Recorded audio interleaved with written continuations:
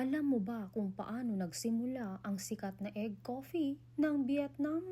Noong 1940s, sa gitna ng kakulangan ng gatas dahil sa digmaan, may isang malikhaing bartender na nag-isip ng alternatibo. Sa halip na gatas, ginamit niya ang egg yolk na hinalo sa asukal at kape. Doon isinilang ang kakaibang timpla, malinamnam, creamy at may natural na tamis.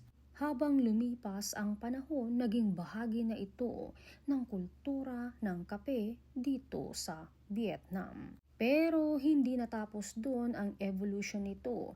Sa modernong panahon, nagkaroon ng iba't ibang twist. Isa na nga ang salted egg version. Dinagdagan ito ng alat na nagbibigay ng mas malalim na lasa at mas balanse na profile, bagay na suwak sa panlasa ng bagong henerasyon. Mula sa simpleng solusyon sa kakulangan, naging global trend ang egg coffee. Isa itong patunay na minsan ang kakulangan ang nagiging daan para sa pinakamalikhain na imbensyon.